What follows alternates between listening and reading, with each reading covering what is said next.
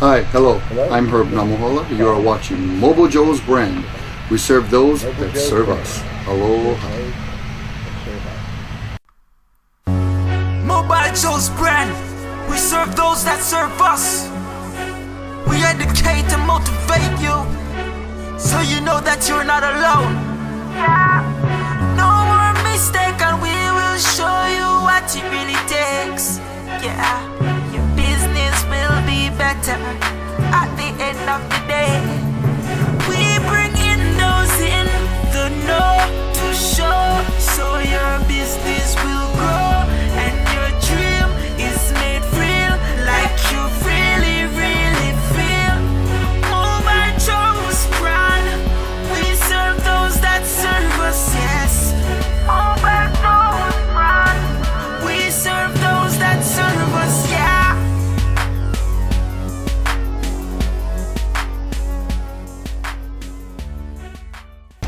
Hi, Mobile Joe again. This is my show, Mobile Joe's Brand. Mobile Joe's Brand is a show that talks about business, wellness, and mentoring, all ways to build a strong community. So sit back, relax, enjoy the show. Mobile Joe's Brand. We serve those that serve us. Hi, today, Mobile Joe, your favorite guest, your favorite host. Today we're here with, Dan Lyons. and Coach Dan Lyons is, I kind of gave it away. Dan Lyons, you are a... I coach numerous sports at Kamehameha. I'm a swimming coach, water polo coach, and head football coach. Okay. So how long have you served in this capacity as the head football coach and head swimming pool coach? Well, here at Kamehameha, this is my 11th year. Uh-huh. I've been swimming and water polo coach for all 11 years, and then took on football about, this will be my 4th year coming up. Oh, wow. So water polo, me coming from the mainland, water polo is one of the blow-up swimming pools. Yeah. What is water polo? Well, water polo is actually a first Olympic team sport, Uh-huh. 1900, so it was the very first team Olympic sport. Has a long, vast history. Sport countries like Hungary, Soviet Union. That's their national sport. It's like NFL or Major League Baseball to them. Yeah. And the United States again participated in 1900 Olympics. So it's got a long history. It is by many considered the most physical sport in the world. So it's not the collision sport like football, Right. but it's constant contact. It's a very physical game. So you're originally from...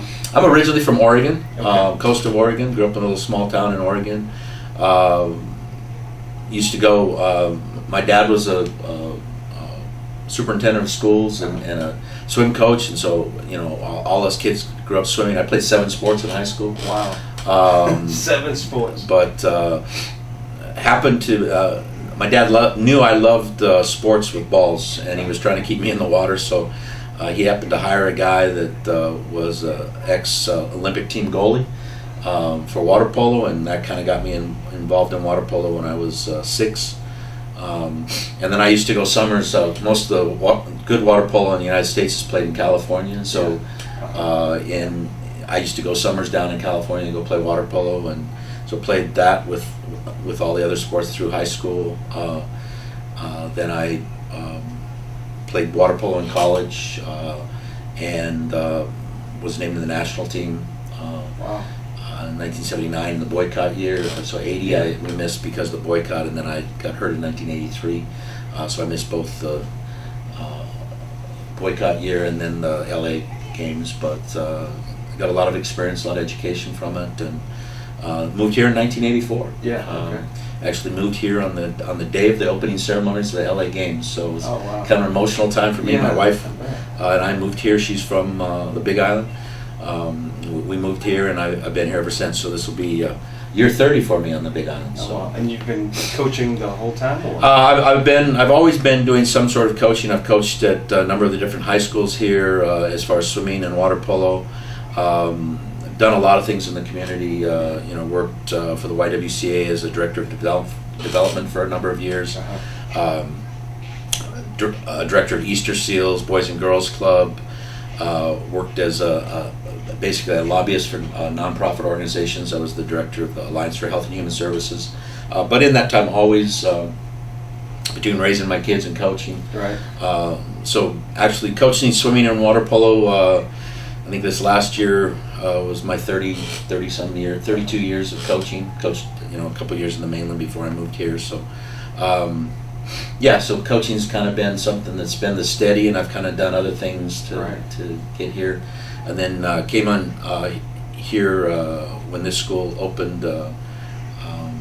Came up here, and my kids, I have 4 daughters. 4 daughters, right. For the younger 3 all went to Kamehameha schools here, and so I came up and was able to coach them in water polo, and so that's kind of the coaching history there. Well, let me ask you this. You said you played 7 sports, so I'm not even going to ask you to name all 7.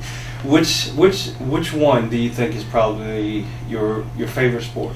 Well, I think, for me it was, it really was water polo. I mean, I think I love the physicality of it. I love just the speed of the game and the thinking of the game. And so I really had an appreciation for that. I think for me, I was sort of a natural athlete. Yeah. And I think I wasn't as talented in water polo as I was in other sports. It seemed to come harder for me. But that seemed to be something that challenged me to work harder. And that's one of the things that I've noticed, with working with kids is that you start to realize a lot of the kids have got the natural ability. It's the work ethic that you got to work on. Yeah, and so, because it comes so easy, you can be competitive at without putting all the effort. And I seem to be, through all my water polo career, I was a good athlete, but maybe I wasn't as big as some of the guys, or maybe I wasn't as quick, or whatever. So it seemed like I had to work harder. Yeah. What's the expression? It's not the size of the dog in the fight; it's the size of the fight in the dog. Yeah, and I think that's true to a certain extent. Except for sometimes when you stand, in water polo, especially now. I was talking to a friend of mine that was on the national team a couple years ago, and he's really small. He's like 5'6", and the guys that all play now, they're all like 6'5" to 80. I mean, they're huge guys. The rules have changed, and it's even more physical. But we were just even saying, how could we even play now? And how big they are. But even then, all the guys when I played, they were built like basketball players. They're all like 6'4", 6'5". I was considered big because I was wider. I was built more like a football player, and so. They would think I was big, but you stand next to a guy and his arms go up forever. You go, no, there's a difference. Yeah. But you got to find what you do well, and don't look at your limitations, and don't let your limitations dictate for yourself. I think you have to find out what your gifts are, what your skills are. I believe we all have gifts and skills, and I think you want to look at, for me it was, these guys are bigger, but I'm a little quicker. And, they might be faster, but I'm quicker. I know, I can outthink them. I can be smarter than them. I can, study the game more. I mean, there's always an advantage I think you can take in any sport. So just if you want to work hard enough. Knowing your strengths and applying it. And the weakness of your opponent. Yeah. And I want to study the weakness of my opponent and how I can, take advantage of that. And so, and I think that's a life skill. I mean, I think that you look at, how do I get from point A to point B, in that most direct route, and with all my limitations. Well, let me ask you this: you have the corporate background, and now you're in the educational industry. How do you think those skill sets and things that you've acquired over the years have transitioned, or they actually supplement you being in the education business? I think for me, and I don't know that this is true for everybody. I mean, I'm sure that everybody has their own way of doing things.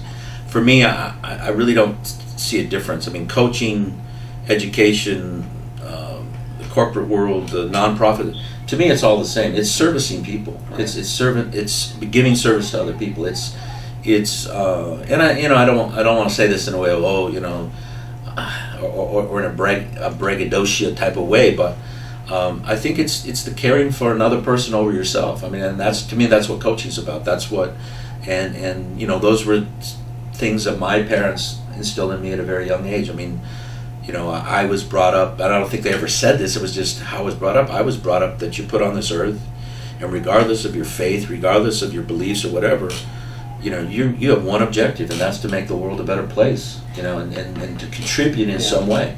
And so, to me, the only way you can do that is, you know, I'm not smarter than anybody. I'm not a genius. I don't have, but I can give. Yeah. You know, and I can try to make somebody's life better. I can try to, you know, give to someone else. And so to me,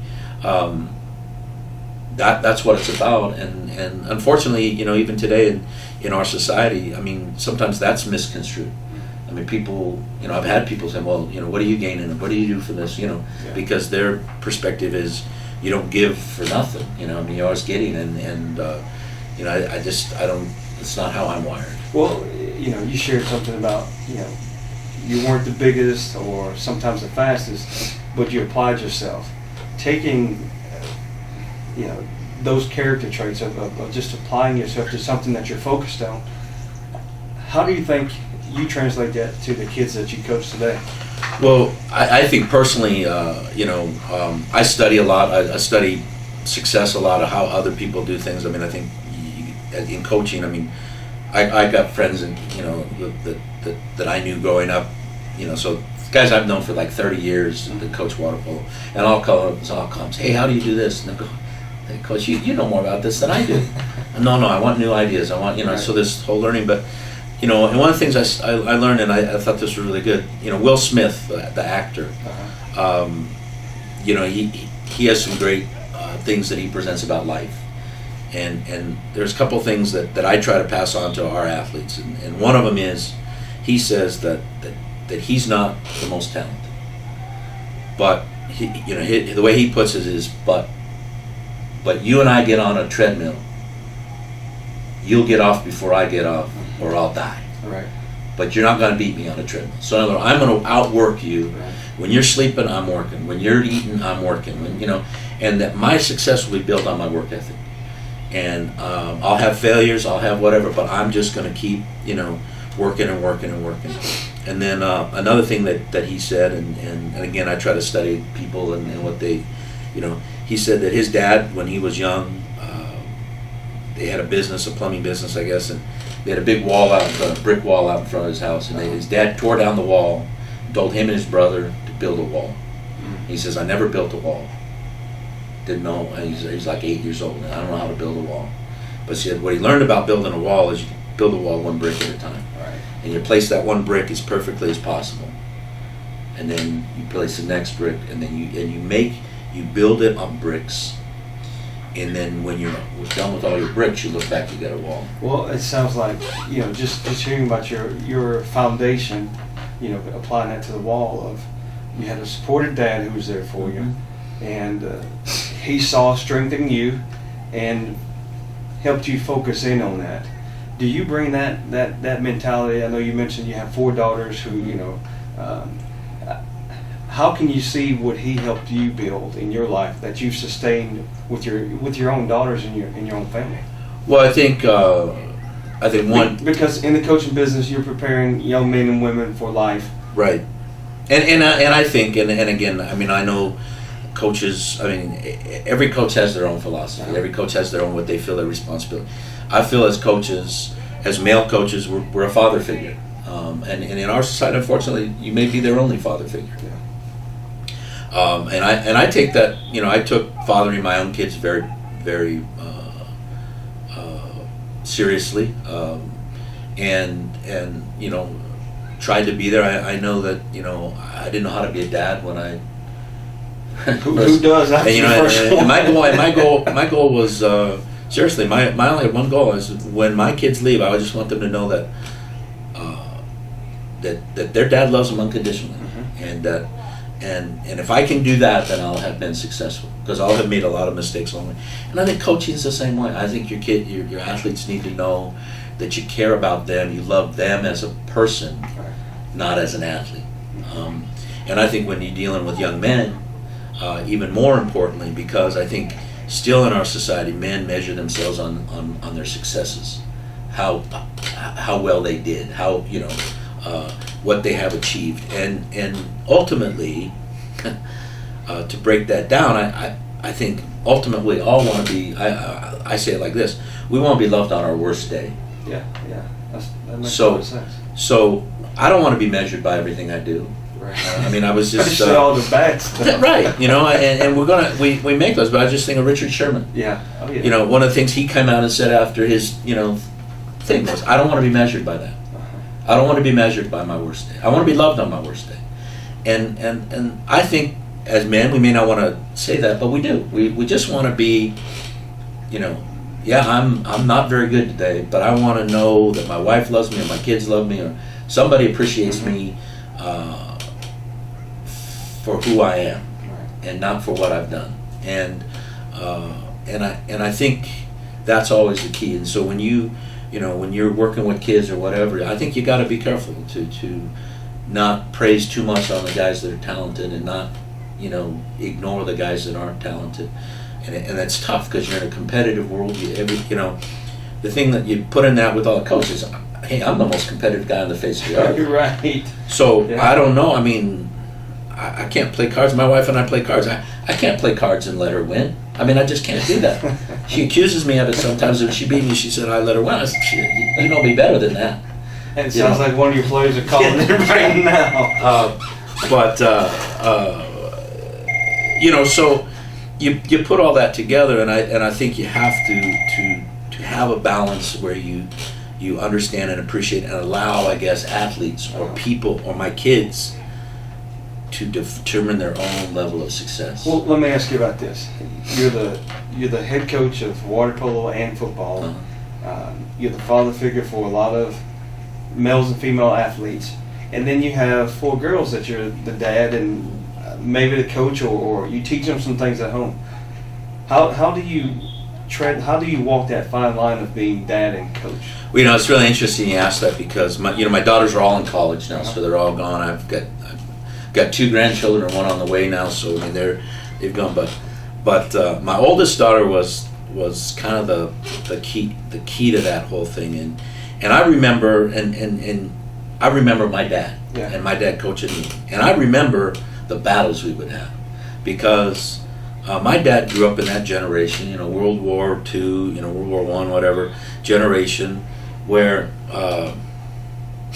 man, you just don't say you love somebody. I mean, these people are tight with their emotions, right? Right. And and I remember my dad. I'm always thinking that my dad loved me when I performed, and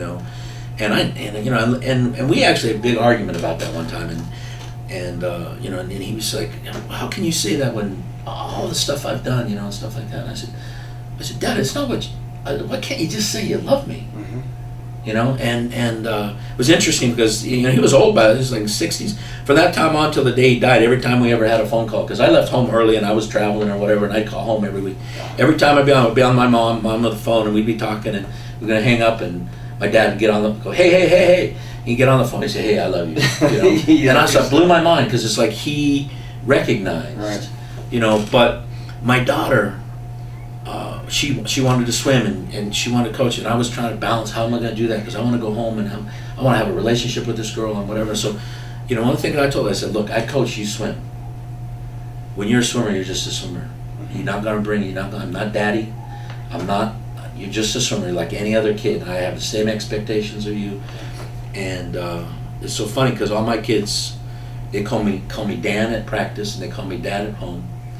And the only one got away with calling me Daddy at practice was my youngest, because it was like, she's the youngest, but she was really good. I was 10 years old. I remember we were going to the dump one day. I said, hey, you want to go dump with me? Yeah.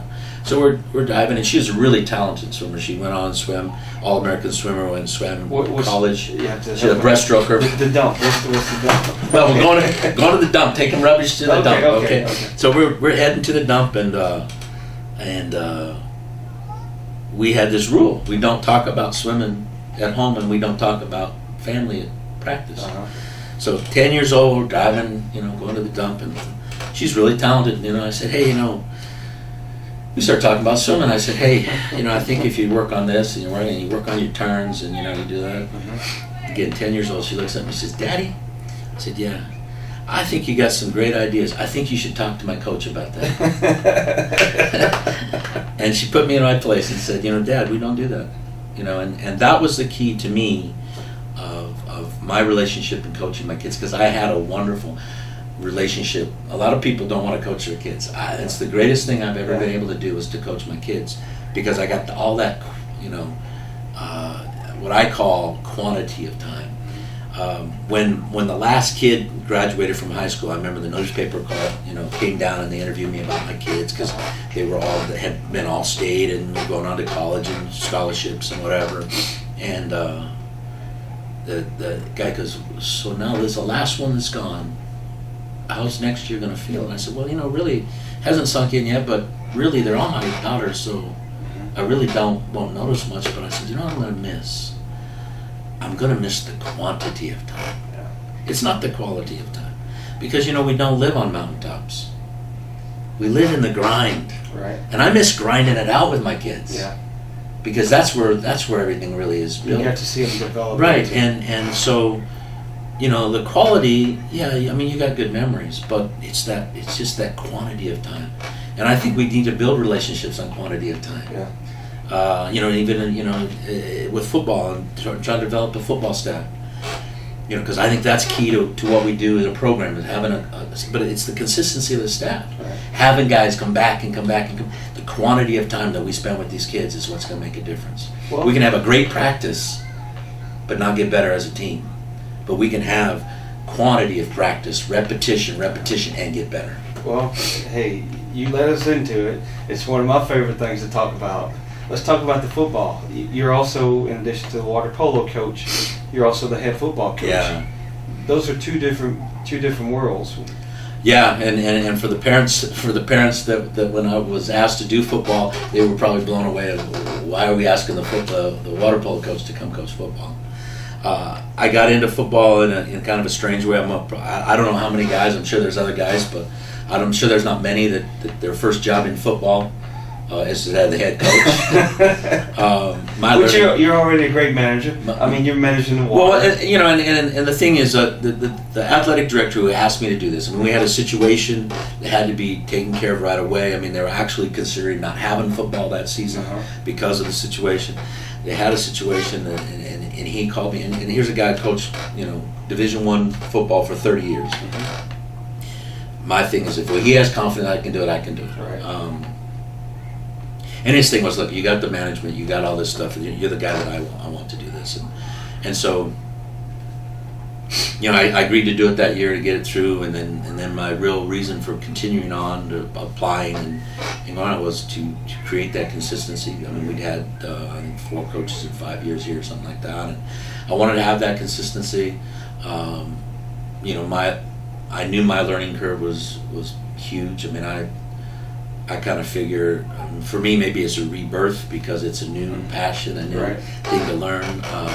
I'm sure my wife probably still can't believe that I took this on, because I think she was thinking I was heading towards retiring from coaching and being able to spend more time at home, because you got bless those wives, man. They put in. They have so many times where everything's about you, and about the kids, and they just. They get to show you that they love you on your worst moments, and so anyway, I figured as I got into it, I said it's going to take me like 20 years to become decent at this.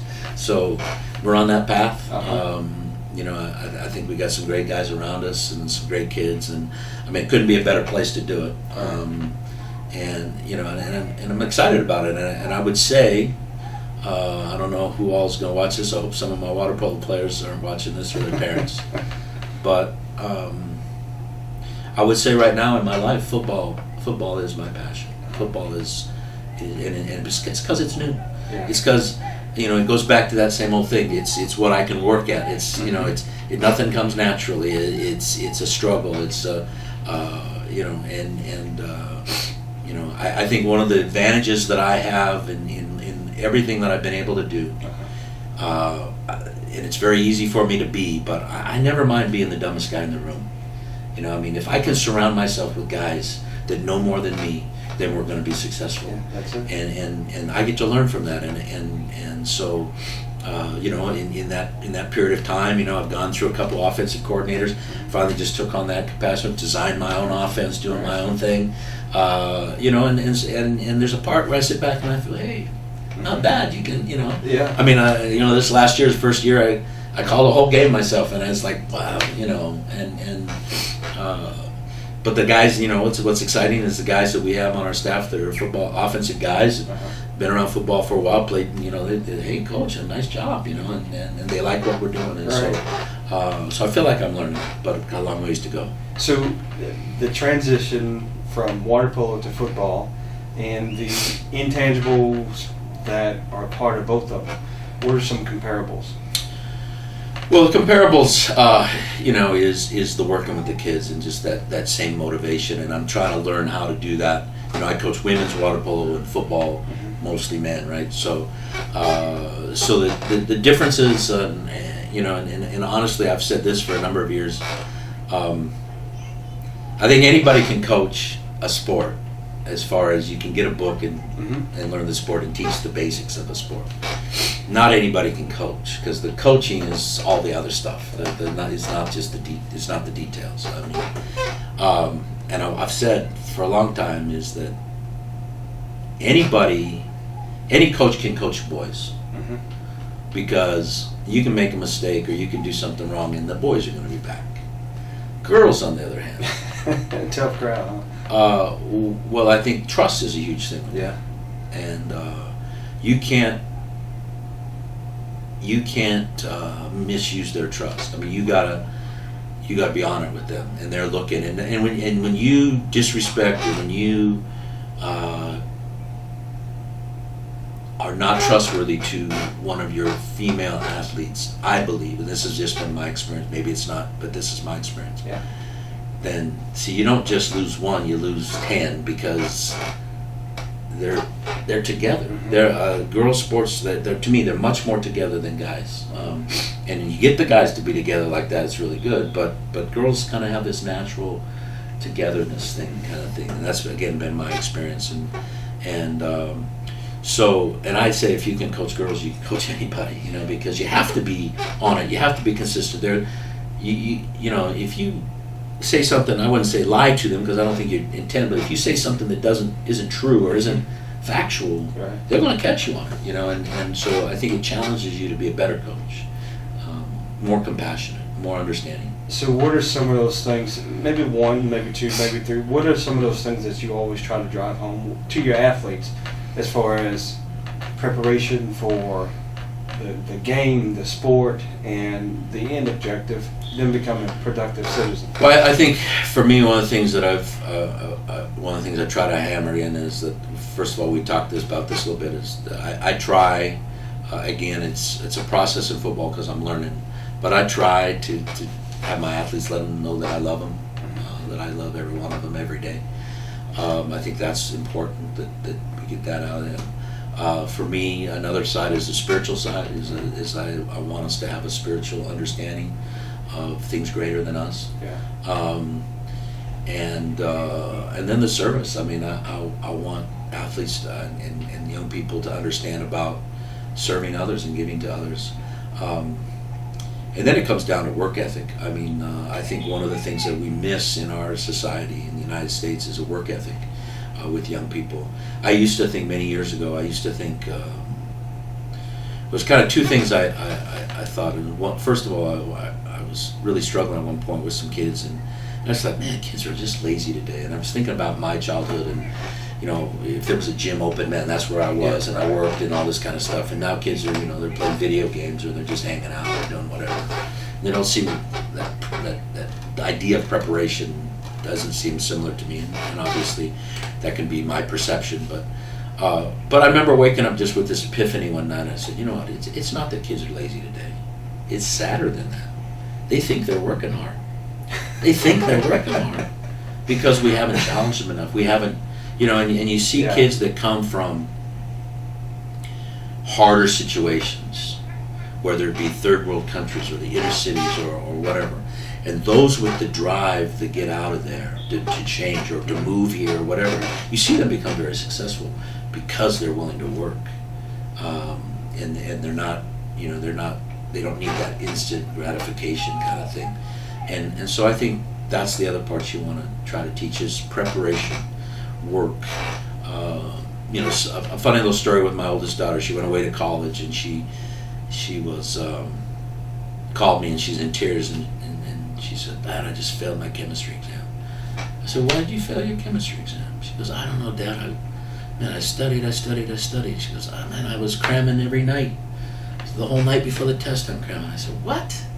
What are you doing?" She goes, "Oh, I'm studying, Dad. I want to get a good grade." I said, "When we went to nationals, what'd you do the night before your race?" "Well, we had a good meal, we went to sleep and rested." I said, "Why? Why didn't we cram all night? What?"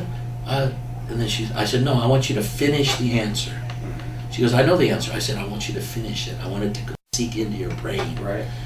She goes, "Well, because I wanted to be rested. I knew I was prepared." I said, "The reason you're cramming for your chemistry exam is because you knew you weren't prepared. If you were prepared, if you came home every day and you prepared every day for success you could have gone home the night before the exam, had a nice meal, got a night's sleep, been in a great mood because I've done everything I can to be successful." Right. And I said, "If all you learned in your swimming for me during this time is performance, you missed out." I said it was a haul of waste because if you didn't learn preparation, if you didn't learn that daily preparation, I said, because that's what I wanted you to learn. It wasn't about swimming fast. It was about preparation, and so I really think that's the thing you want to get to kids. And in football, it's just, I think my learning curve is so huge. Like I went to the team this year about halfway through the season, and I said, "I need to apologize to you guys." And I said, because I've got wet, because I'm so worried about the X's and O's and the offense and doing this right and doing that. I basically forgot about you guys, and we need to get back to our family. We need to get back to our brotherhood. We need to get back to our spirituality of what we do. Well, let's talk about some of those team building type of things that you do. What are some things that you? Well, I want to get better at it, and I want to seek help with that. But for me, it's been more just about communication on the field. It's a little bit. I mean, we have a basic policy. We pray before practice, pray after practice. That's big to me, that we come together and we just have that time where we're just kind of sharing. So that's a big one for me. But it really is more about getting around to each kid and communicating with them, and how each coach communicates with the kids has been my thing. But I want to get better at that. And some of that is things, understanding what different needs of, with the thing about football that I've learned is it's just so big, and there's so much, and it's so complex, that you can lose sight of a lot of things. And so I'm still learning. If I take water polo, we've been really successful here in water polo for a number of years, and I remember a couple of years ago I usually do exit interviews with the kids ahead of season. What can we do better? We talked about bonding one time, and I said, "Hey, should we do more, movie nights or, bonding or whatever?" They said, "No, Coach, we don't want to waste our time with that." I said, "Well, but what's our bonding thing? Because you guys, there's no drama on this team. There's no, you guys are bonding." He says, "Coach, our practice is bonding, man. We work so hard together, and sometimes we hate you so much that bonds us together, Right. And because they work so hard, right?" And I thought, wow, that's cool. That's cool that hard work can be your bonding thing, and that would be neat to get to that level with football. But again, I think for me it's a process, and it's something I got to learn some from other guys. I mean, I think just reaching out, I reach out a lot to other coaches and just to find out, how we can do different things. But I think building confidence in our preparation, building confidence in our coaching staff, being successful and them seeing.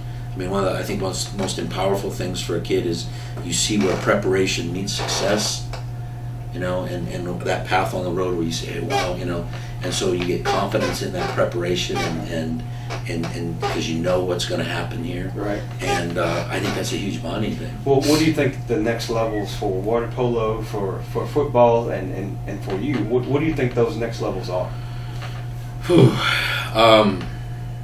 I'm not going to hold you to it. You know, no, I mean preparation. Yeah, I mean, about well, performance. What do you think I think for me the next level, like if I take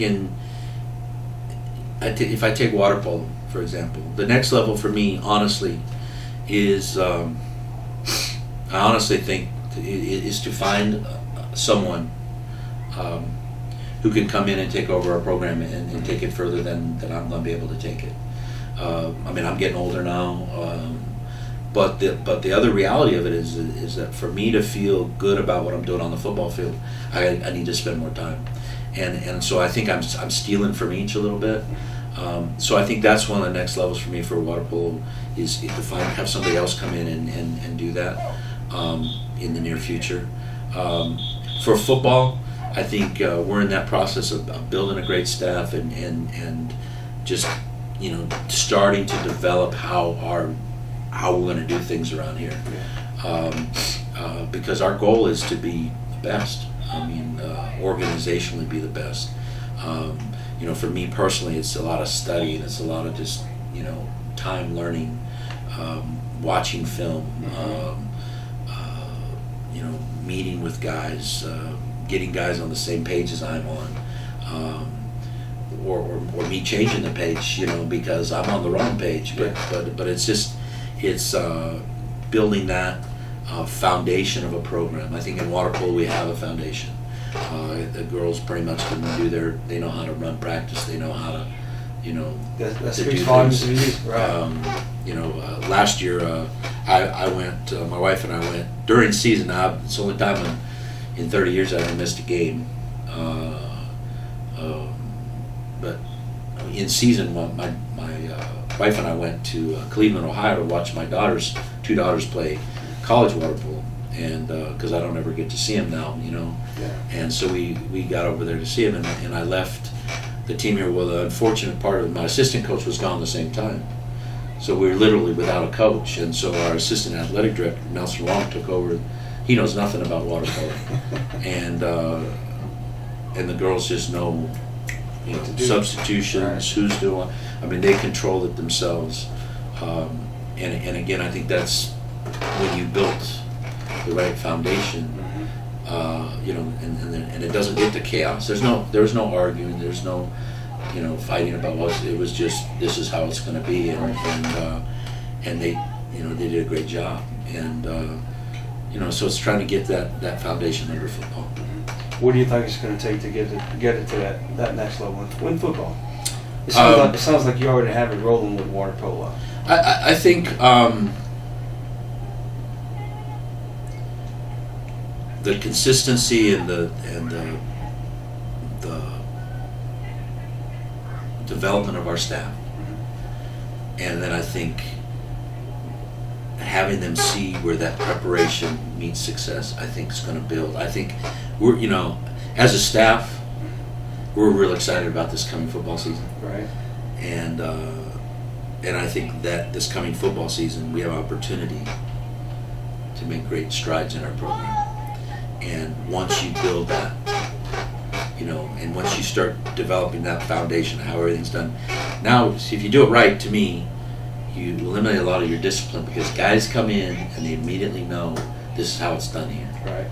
And you get good, strong leadership at the top with your seniors and whatever. But you just start building this wave of the way that we do things. Expectations, right? And you develop, and that's why winning programs have winning attitudes.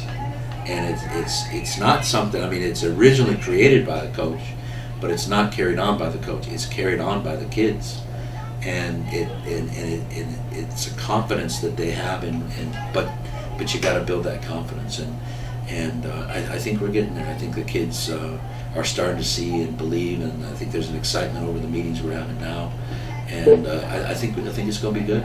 Well, we talked about the water polo, talked about football. All of this, it has to affect you and make you want to continue to be an even better man, a coach, and a father, husband, all those things.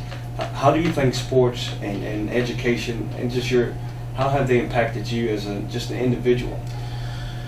Well, I just feel like I've been really blessed.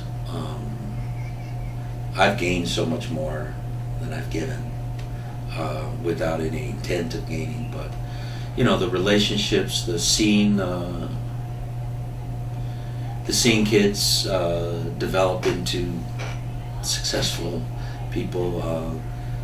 Another story. He coached 30-some years. You got lots of stories.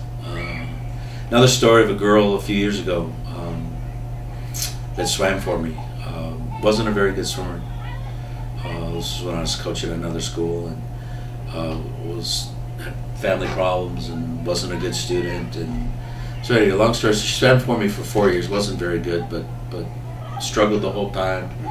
We had a good relationship, just as far as kind of that father, and she didn't have a father, so that was, and so we just had a lot of time of talking, and then a lot of it was just daily at practice, just having them know you care about them. And so anyway, long story short, she wrote me a letter. Well, her senior year, she qualified for states in the 500 freestyle, which was, just for her, it was unbelievable.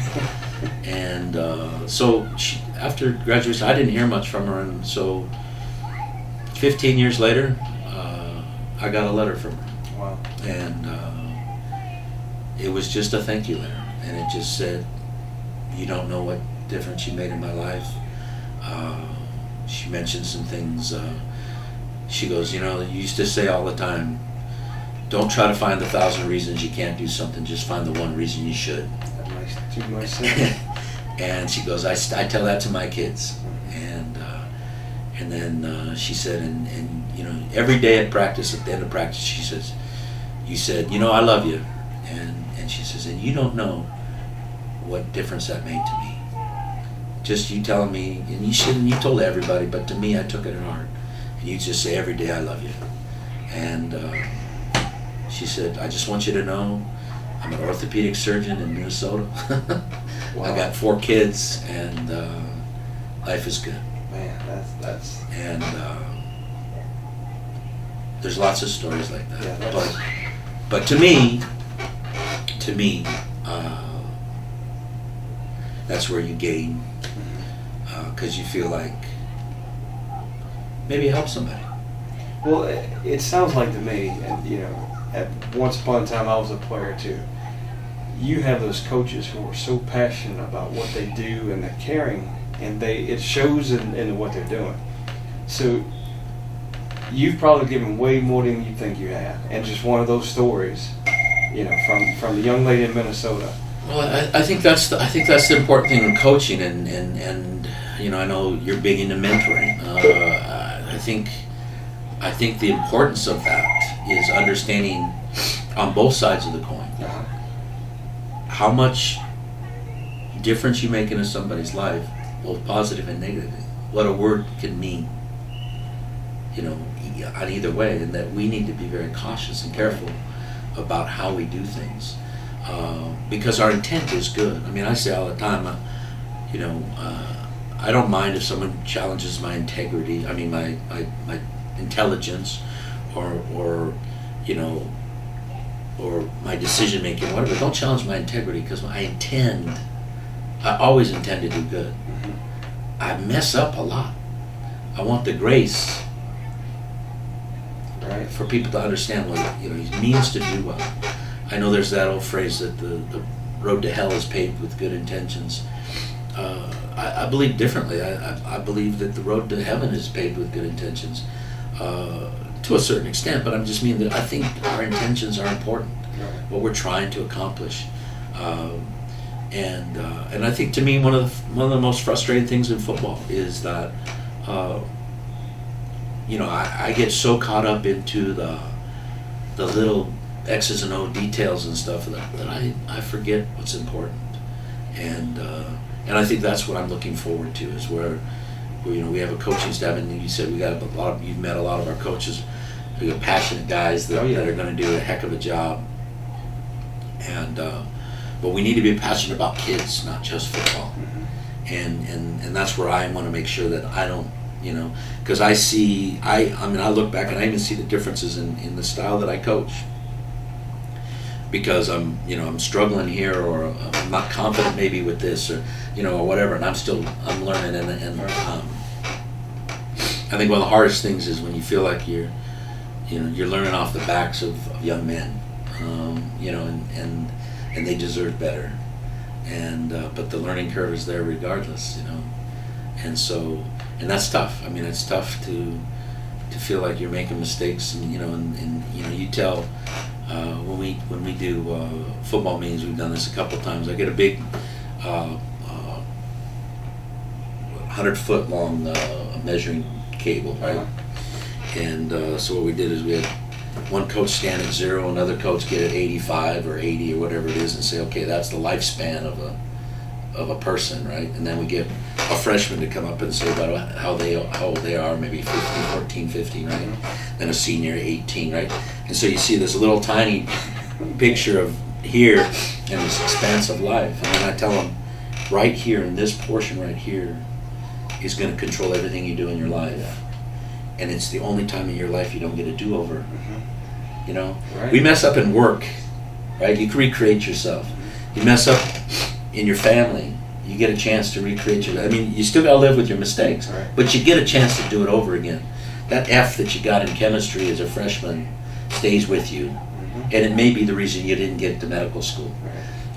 And so, or the decisions you make to not prepare, drug use, whatever it is. I mean, in that period, you don't get any do-overs. Well, as coaches, we need to understand that too, because they don't get a do-over from my mistake. Right. And when I'm learning off the backs of young men, it's, for me personally, that's a tough one, man. I mean, when I make a mistake that costs them a ability to go play in a state tournament or whatever, that's tough. That's tough because they put a lot of work into it, and I think that's the hardest part of coaching. I get more nervous coaching than I ever got playing, and it's because you don't control it. I mean, you control a certain aspect, but the reality of it is they got to perform, and when you haven't prepared them enough, when you haven't given them everything they need, if you're setting them out there to fail, then that's tough. I truly believe they'll succeed with you at the helm. So let's talk about some things that you do in the community that not everybody gets to hear about or see about. What are some of the things that you're active in? Well, one of the things I'm not as active in the community as I have been. I used to, I've pastored a church. I've done other things. Helped with different projects or whatever. But coaching has taken up so much of my time. And like I said earlier, I was really committed to being a father. And so when I'm not coaching, when I'm not at work, I'm at home. And just trying to make up for the time. Now I have a grandson that lives with me, so it's helping raise him a little bit. But now I try for it to be more of my wife's time, spending more time with her because she's put up with a lot over the years. Is that your wife called? No.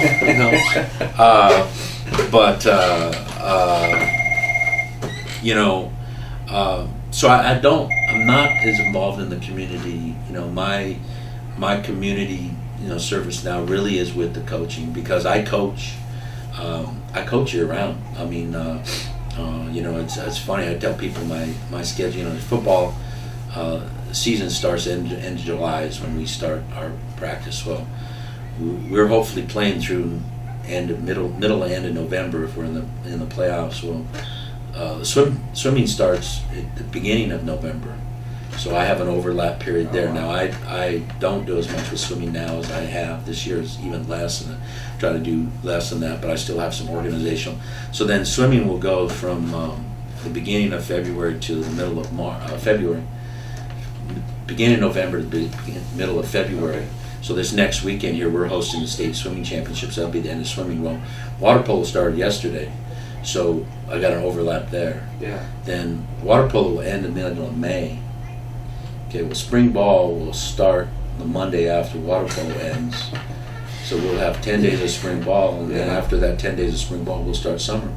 So then I'll have some water polo and football during all the way through up until July again. We start over again. So I don't have downtime. Right. Now we haven't talked about my job. I mean, what my duties here just with Kamehameha Schools, other than coaching. So that all ties into it. So I've tried to help in different areas of the community, but I've kind of pulled back and haven't done as much, just because trying to take more value of some other things I think that maybe I've neglected over my time. What are some of your other roles that you play at the school also? So I'm the aquatics director, so I run all of our aquatics programs, and we have programs go on throughout the island. So we do that. I do a little bit of assisting with the athletic director position, so I do a little bit of that also. So I got a busy day. Yeah. Sounds like management all day long. Yes. Management all day long.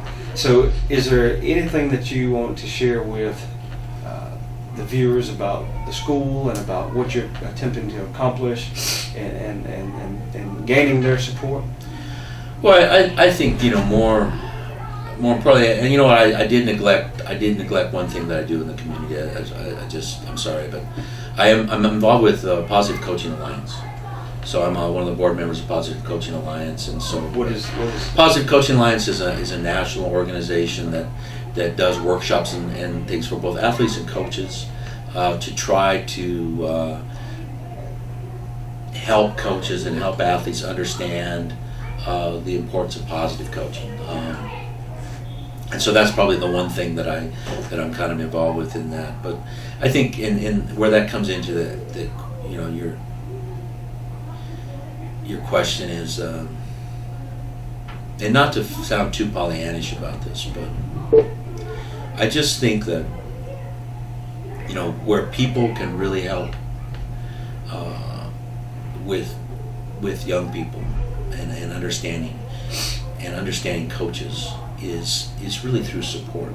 Is understanding the efforts and the time and the commitment and the sacrifice that people make for the benefit of other people. I think sometimes we get so caught up in the scoreboard, so caught up on how we would do something, how we think things should be done. We forget about the time and the commitment that and it's getting hard to find coaches. Yeah. Oh, wow. I mean, there's no, I mean, our coaches, just our football coaches. I mean, I'm fortunate. I got stipends to give coaches, right? But that stipend is like pennies, right? And you're asking guys that some of our coaches probably put 30 hours a week, 25, 30 hours a week just studying film, just doing, all year round. I mean, we're meeting with players and coaches and whatever, and the commitment is amazing. And that's just one program, and it's everywhere. And athletics makes a difference in kids' lives. Just if you think back to that story of just the impact on a young lady that wasn't going to happen any other way. And one of the things she said in that letter was, she said, one of the things you taught me is that with hard work I can do anything. And she could accomplish more than she ever. Well, that's what we should be. I mean, athletics should be about life skills. It shouldn't be about the scoreboard. Now we got competitive guys in the sport, and no coach wants to lose. I mean, but it shouldn't just be about that. I mean, I try to tell kids all the time, we don't live on mountaintops. We don't live on mountaintop experiences. We live going up and going down. And you learn more from losing than winning. And all of those, they're cliches, I guess, but it's the truth. It's in the grind. And if we're grinding together for the betterment of our communities, if we're grinding the benefit of our families, if we're grinding together for the benefit of our kids, if we're grinding for the benefit of our schools, if we're grinding together as a community, as families, as individuals, or whatever, to better things, then man, we're powerful.